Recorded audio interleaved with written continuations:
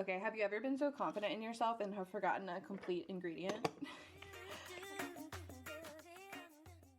Merry meet and welcome. Today we're going to be doing the cherry couscous with brown butter.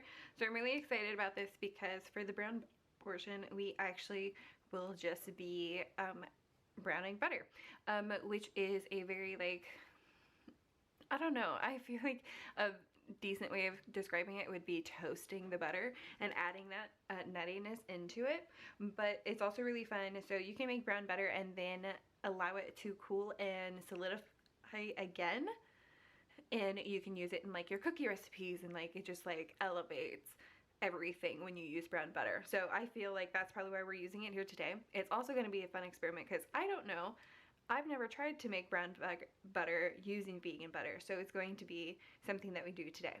So because I don't know the science behind it, I haven't looked it up, I haven't tried, so I just feel like yay, we're finally going to bring back something and maybe just help us like reconnect worlds that maybe we thought were lost. But anyway, so this is also going to use our vegetable stock. I'll have that video linked, but with that we're going to go ahead and just get going.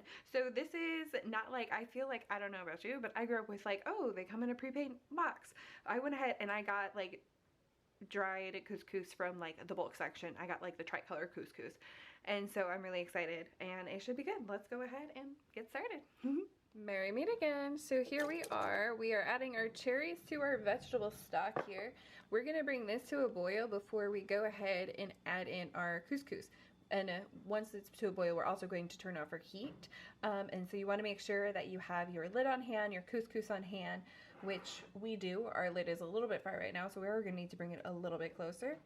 Yeah, so we're just going to go ahead and keep on going with this. Merry meet again. So it's a little hard to see through the steam, but you can kind of see it is starting to boil. So I do say starting because she says you want it to be at a roiling boil, and so I don't know about you guys, but I can see a rainbow through the steam. How exciting. I was just making, I'm also walking and like thinking, and I was like, oh, I'll do color themes as the rainbow, because that's how many months I can do in my year's planner. So I was like, oh my gosh. Anyways, so sign of confirmation. Anyway, so my point to this being though is I wouldn't consider this the level of boiling that she describes in the book for me to turn it off and then add the couscous. Since we are turning it off from the heat, I'm not worried about me having a gas stove versus the other because it's being removed from the heat no matter what. So I want this to be at a higher boiling point. So I just wanted to check in, kind of like talk about that real quick, and I guess see that rainbow for myself.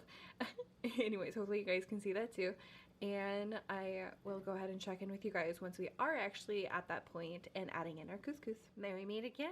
So here we are. I know this one it's kind of hard to tell. It is about bubbling faster, I swear, but another good test to be like, oh, do I have a roiling, or sometimes it's called rolling, and a reason why people will mishear it and be like, oh, that must be right, is because you're able to stir it and then it almost immediately goes back to bubbling, because when you stir you're releasing heat, so in theory it wouldn't immediately go back to boiling. So it's a rolling boil sometimes. But anyways, with that we're going to go ahead, turn off our heat here. With our heat turned off, we are now going to go ahead, add in our cup of couscous, and then I am going to remove it from this burner as well because the burner is going to remain hot itself, so I want it to be completely cool. But we're going to go ahead, stir in that couscous, and then we're going to put a lid on top and we're going to set it to the side. And while it's off to the side, we're going to be starting, sorry, I probably could have not banged against the pot.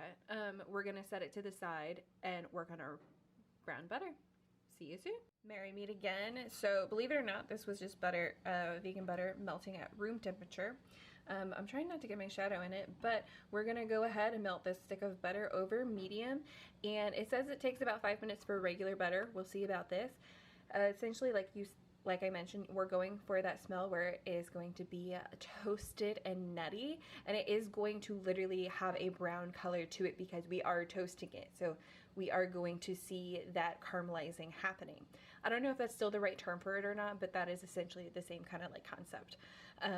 But my point to this being is we're going to see if this is even possible. This is going to be so exciting if so. We're going to be using all of this for our couscous, but if you wanted to like do this and you wanted to be able to save some, we're not adding anything to this. We're just doing brown butter. So you totally could put it to the side and then have it solidify to become true brown butter again. But you do want to be careful, as always, on making sure it doesn't burn. So we're going to let this melt, and I'm going to check in with you, and like you said, just going to make sure that we're stirring it every so often so that it does not burn on the bottom. So we will check in with you once we're closer to it being brown. Marry meat again. So it might be a little hard to see, but you can kind of tell. I'm actually gonna go ahead and turn off the heat. I think you could probably brown this even more. I just personally, like, it's doing something to my pan, and this is an older pan. I've had it like for quite a while now, so probably a couple years, but I cook a lot, so hopefully that's not too like, oh no, I've had it forever. But actually I think this one I've had a lot longer, and I took it and I brought it with me even when I moved out here to Oregon. Oh my gosh, yeah, that makes more sense because this is the one I had in the Arizona house. But point to this being, hopefully you can see, like, there is a little bit of some browning on there, some goldening that did happen. So I do think it's possible. I just personally want to stop. I'm just following my intuition on this, and I think this is good enough for me. It did get to like a boiling point, and then even though I was stirring it constantly, and like even now, there's still just this like texture that comes up against the spatula. And sometimes I'm able to like work against it sometimes, and it like comes away and it's smooth again. Other times it's not. So for me, this is gonna be good enough. And yeah, we're gonna go ahead, check in on the couscous and mix it all together. See you soon. Marry meat again. So this is a little bit of an odd angle. I just didn't want to set it up on this stand. We have our couscous, so it only for us was about 10 minutes. I had a little bit extra, so definitely make sure to just follow your intuition. You're trying to just rehydrate it, but we're gonna go ahead, put this in here. Ooh, okay, for a second I thought this was gonna be too small of a thing, and so we still see some clumps there. We're gonna go ahead, just use our fork. This is just gonna be our mixing tool completely, but the fork is really nice, gonna get those clumps out. As we can see, for our dried cherries, I thought about it while it was boiling, but they're gonna get that rehydratedness, so that's why we see this plumpness happening. But also, these are just the dried cherries that I had, so if you want them to still be like smaller, you can cut them up ahead of time, or just use a different brand, because mine were kind of big if you saw from the beginning. But yeah, so now we're gonna go ahead and we're going to add in our butter here. Probably said to do it slowly, and I forgot that step. And instead I was just like, let's just go ahead and add this. Because at this point, we're adding in all those other toppings that I prepared off screen. But we're gonna get that through that, and so it should help add to that nice nutty taste into this couscous. And then from here, we're going to go ahead. We're going to add in, we have lemon zest and some sliced up mint. And I just used all the mint I had. I definitely think there could have been more. And I didn't use as much lemon as I needed because it only said for half a lemon. And I feel like that was kind of a lot still. And then we have a teaspoon of cinnamon and a teaspoon of cardamom as well.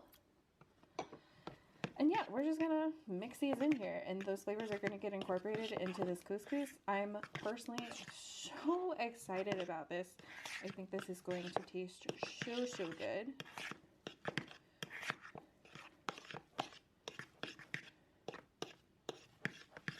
It smells so good too. That cardamom and cinnamon just like coming out. So yeah, I wonder, this is definitely gonna lean to like that kind of like sweeter side, maybe a sweet sour taste. So with that, ooh, it probably would be so good with tzatziki. Sorry, if you've been watching the recent weeks, like, you know that you could make this and the za'atar quiche, and it would go together so well. So let's go ahead, take a quick test, get some cherry in there. Okay, I was so right. It is so good too. You definitely could add more lemon if you wanted to, or any spice that you were like, oh, I really wanted more of this, but it is still well balanced. So very awesome, very glad. Love this. Gonna go ahead and eat some more of this, and I'll see you guys in the next one. Okay, have you ever been so confident in yourself and have forgotten a complete ingredient? And I was just like, I had a feeling. I was like, oh, I feel like I'm forgetting something. So first taste test, great. Let's go ahead and do this with our almond slices, which I don't know why I felt like were integral to the recipe. So the fact that I had it without, oh my gosh. But there we go. We have some cherry. We have a little bit of everything. Definitely so good. Helps elevate, add a little bit of crunch. So if you're one who likes multiple textures, this is going to help you. Like if you like granola on top of your yogurt, you'll love this. But even if you don't, you'll probably love it. But that's kind of like the extra edge that adding the almonds do. I wouldn't say it like makes or breaks the dish. So if you don't have those, or if you're like, I don't want to spend the extra money or time working on that, don't worry about it. With that, I will now see you guys in the next one later.